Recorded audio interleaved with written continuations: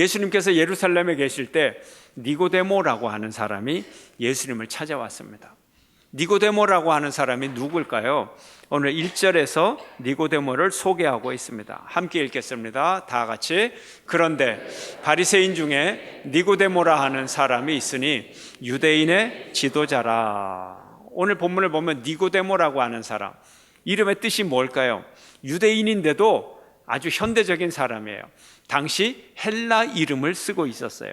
데모, 우리 데몬스트레이션, 이런 데모 같은 뜻이에요. 니고데모 뭐냐? 백성의 정복자다, 이런 뜻을 가진 헬라식 이름을 쓰는 사람이었어요. 뭔가 개방적인 사람처럼 느껴지죠? 그런데 그의 종교성은 또 그렇지 않아요. 바리새인이라 그랬어요.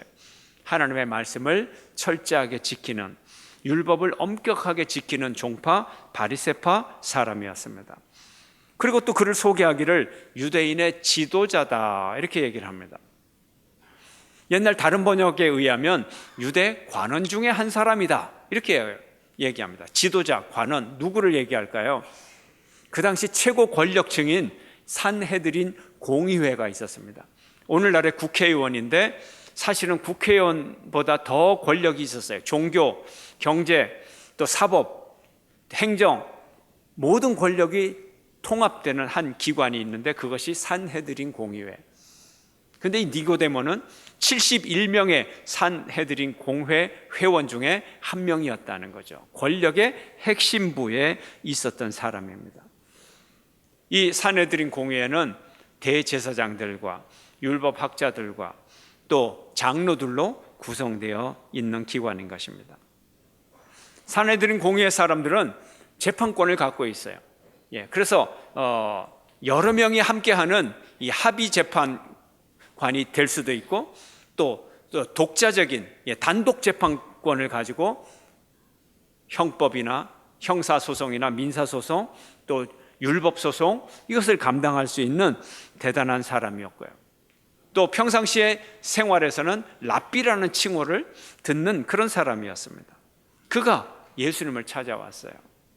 2절 상반절 함께 읽겠습니다. 다 함께. 그가 밤에 예수께 와서 이르되, 밤에 찾아왔어요. 낮에 이렇게 고귀하고 높은 신분의 사람이 예수님을 찾아가면 혹시라도 파파라치한테 사진 찍히고 말이죠. 소문이 날 수가 있어요. 밤에 몰래 찾아가서 예수님과 격이 없는 진실된 대화를 나누기를 원했던 것입니다. 이 니고데모가 예수님을 만나서 첫 마디가 랍비여, 이렇게 얘기를 합니다. 랍비여. 2절 중반절 함께 읽겠습니다. 다 함께. 랍비여, 우리가 당신은 하나님께로부터 오신 선생인 줄 아나이다. 오늘 이 장면에서 니고데모와 예수님 둘이 만나요. 근데 진짜 랍비는 니고데모입니다. 니고데모는 요즘 말로 하면 박사학위 소지자예요.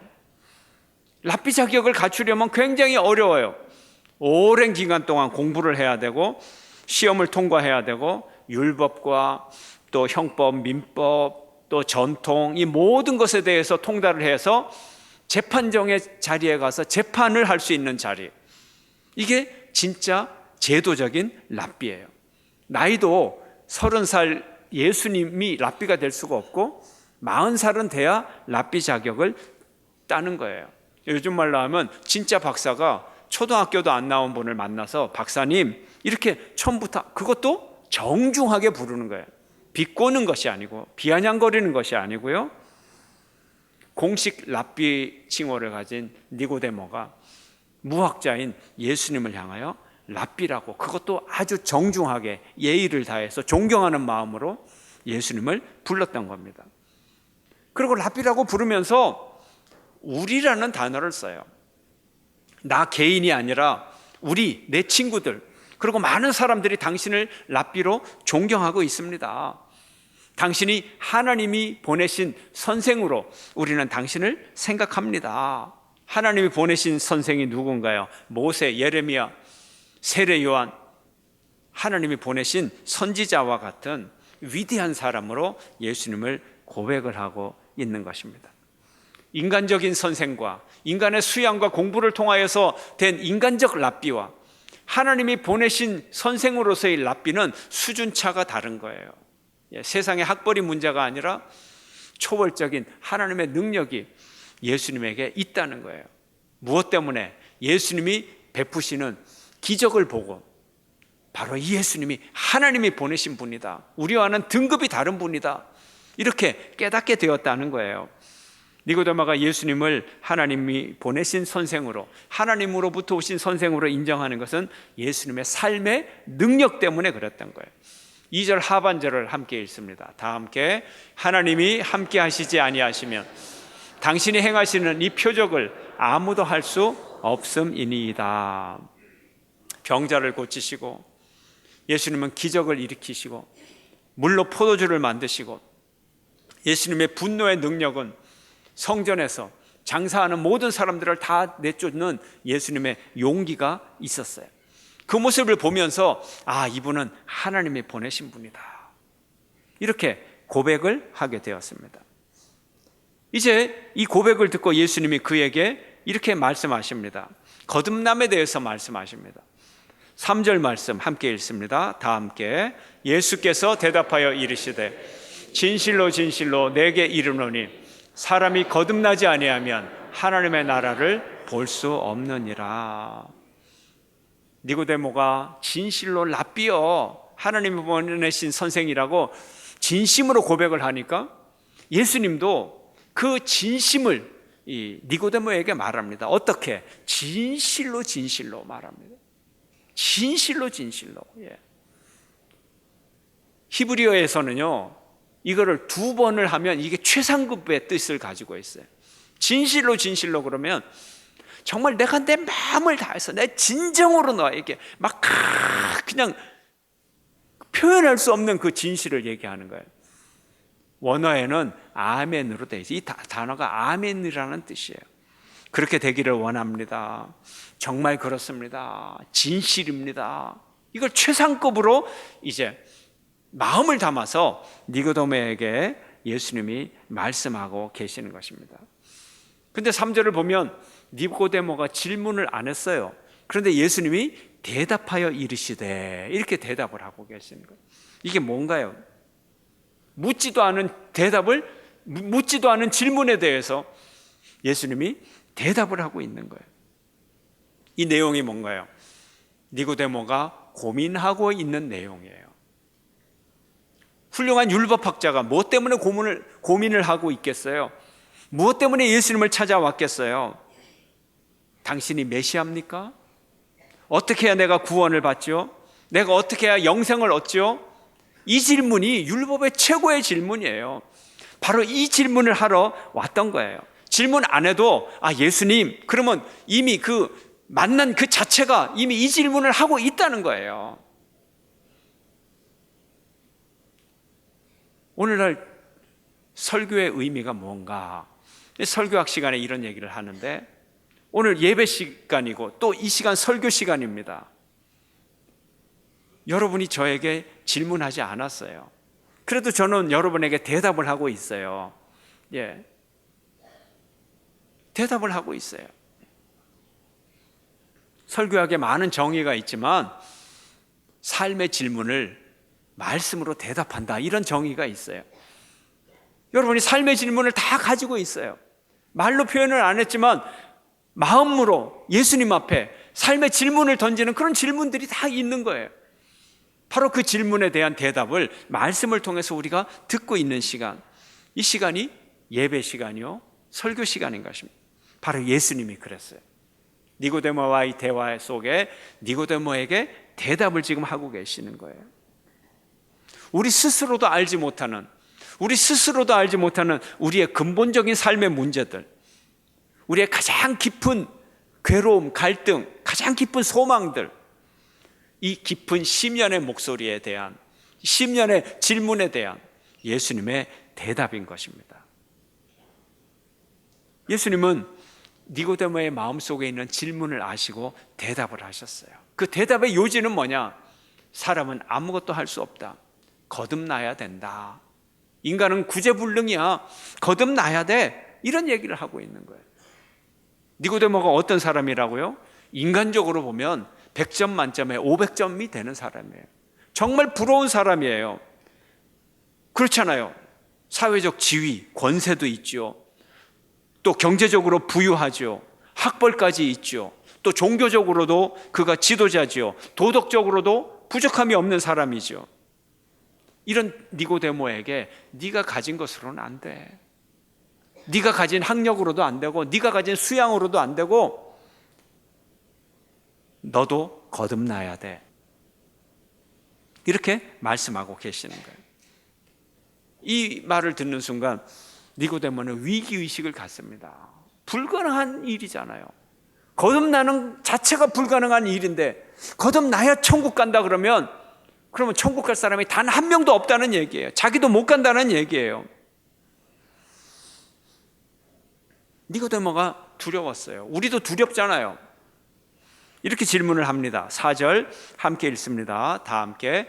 니고데모가 이르되 사람이 늙으면 어떻게 날 수 있사옵나이까? 두 번째 모태에 들어갔다가 날 수 있사옵나이까? 그렇잖아요. 아주 지극히 상식적인 질문입니다. 다시 태어나야 된다는데 다시 태어날 사람이 누가 있습니까? 예수님. 어떻게 어머니 자궁에 다시 들어갔다가 나올 수 있겠어요? 이거는요, 어머니 자궁 얘기까지 하는 거는요, 아주 강변하는 거예요. 예수님의 말씀이 불가능하다는 것을. 그렇죠? 오늘 우리의 질문이기도 해요. 현대인들의 질문이에요. 여러분은 왜 찾아왔어요? 예수님에게 왜 다가왔어요? 여러분의 인생에 질문이 있어요.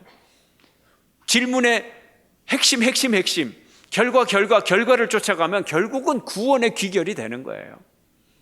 근데 구원을 받을 수 없다는 거 아니에요. 거듭나지 않으면. 근데 누가 거듭날 자격이 있느냐는 거예요. 우리의 질문도 마찬가지예요.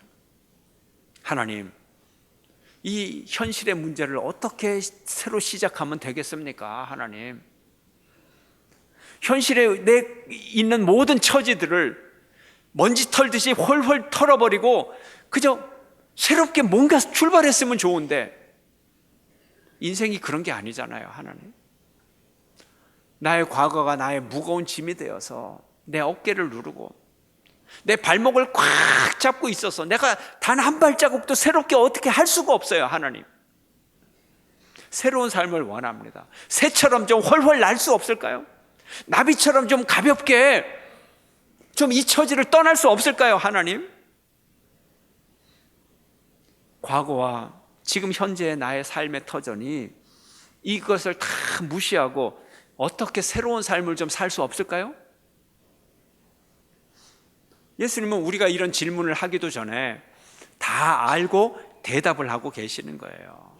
다 알고 계세요. 이 말이 바로 우리의 이런 질문에 대한, 갈망에 대한 예수님의 대답이에요. 그래, 네가 생각해도 너 스스로 안 되잖아. 원래 그런 거야. 스스로 되는 일은 없어. 거듭나야 돼. 거듭나야 된다는 게 뭐예요? 현실의 부정을 의미해요. 완전한 부정을 의미해요. 그래야 새로운 것이 시작이 된다는 거예요. 새로운 것 어떻게 시작이 되나요? 물과 성령으로 시작이 될 수 있다는 거예요. 인간의 노력이 아니고. 5절 말씀 함께 읽습니다. 다 함께. 예수께서 대답하시되 진실로 진실로 내게 이르노니 사람이 물과 성령으로 나지 아니하면 하나님의 나라에 들어갈 수 없느니라. 하나님 나라에 들어가는 방법이 뭐라고요? 물과 성령으로 거듭나면 된다는 거예요. 아까 거듭나라 하는 것이 물과 성령으로 나는 것이 거듭나는 방법이라는 거예요. 어머니의 태 속에 다시 들어갔다 나올 필요가 없어요. 거듭난다고 하는 것은 물과 성령으로, 누구로부터? 하나님으로부터 거듭날 수 있다는 거예요. 이 말씀을 하시면서도 예수님은 또다시 아주 강조하십니다. 진실로 진실로, 진실로 진실로, 이게 진짜 진리야. 이 말씀을 듣고 따라오면 진짜 구원받을 수 있어. 아멘, 아멘. 내가 너에게 말한다.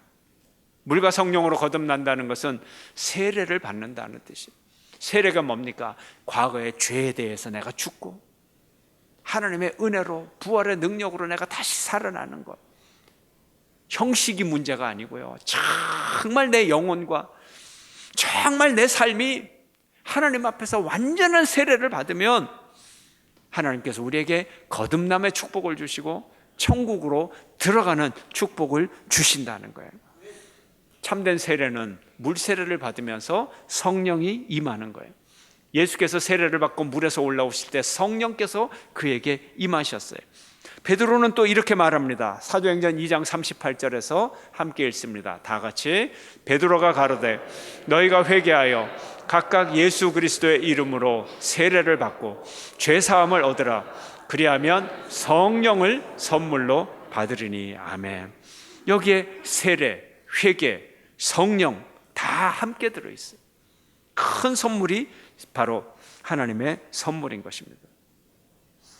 예수님께서 계속 말씀하십니다. 6절 말씀 함께 읽습니다. 다 함께.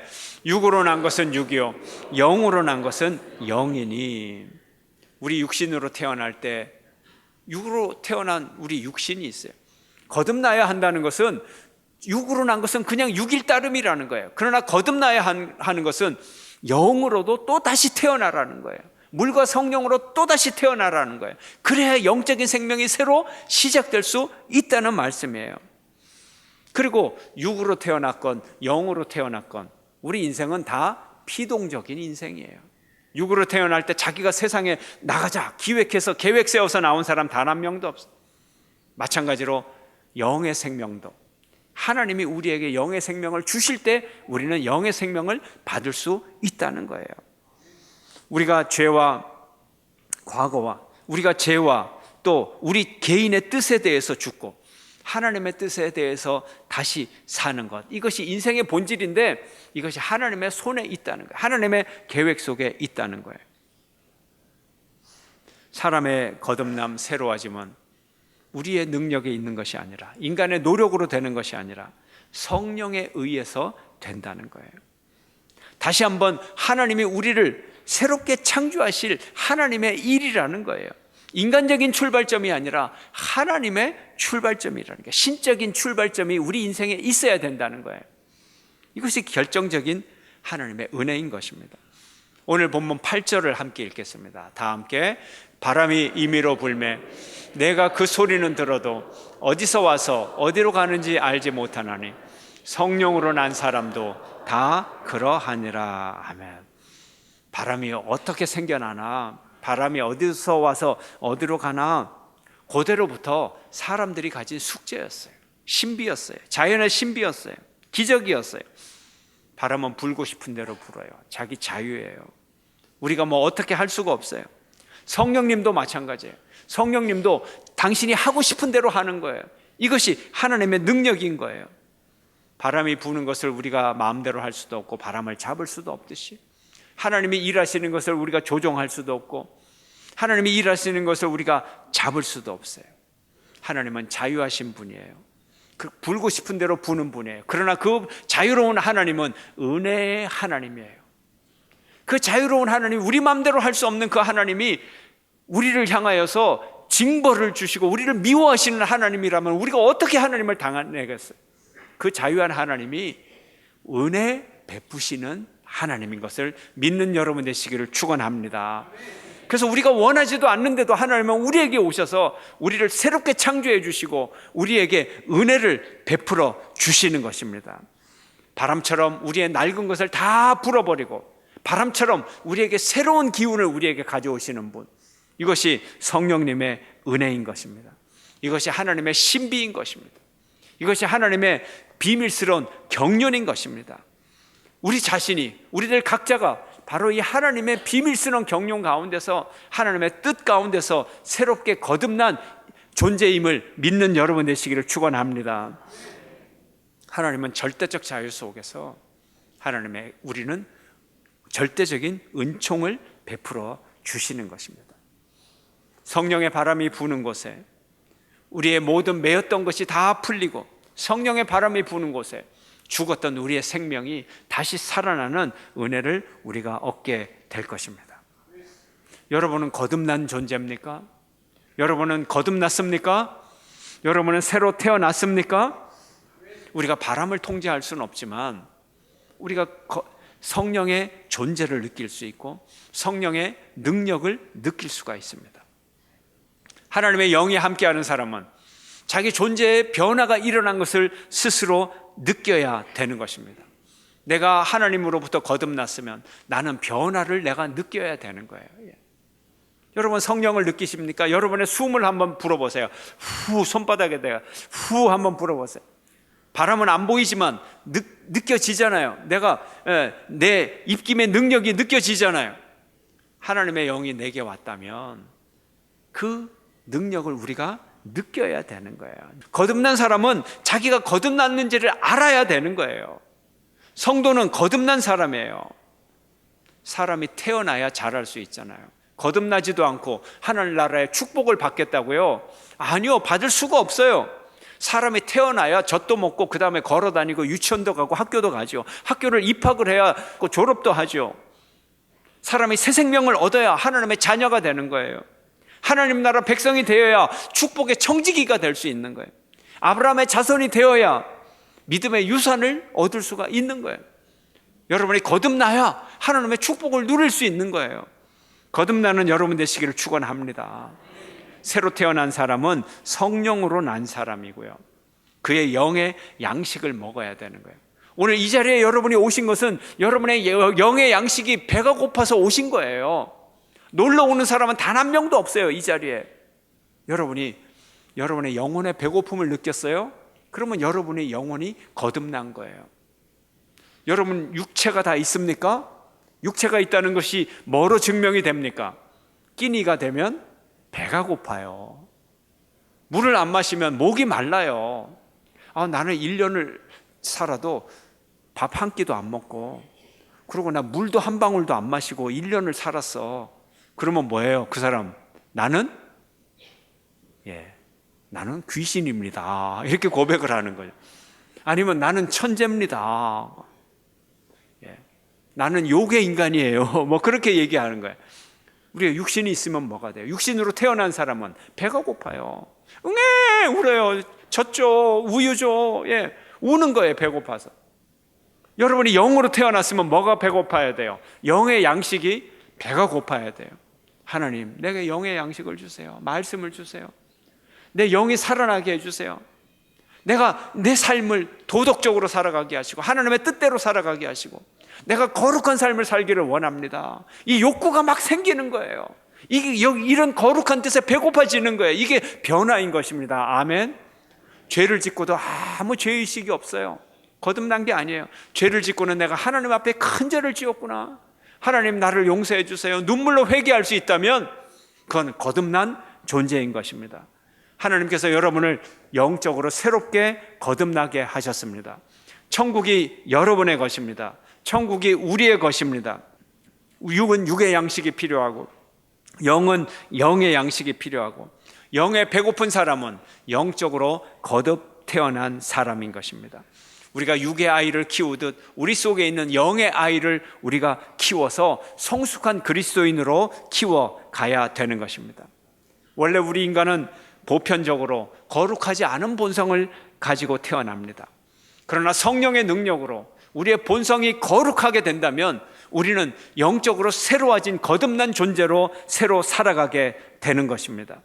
창조주 하나님께서 우리의 영혼을 새롭게 해주는 기적을 일으켜 주십니다. 여러분 모두가 이런 기적의 주인공이 되시기를 축원합니다. 하나님이 우리의 영을 새롭게 함으로 축복해 주십니다. 여러분 모두가 이런 축복의 주인공이 되기를 주의 이름으로 축원합니다.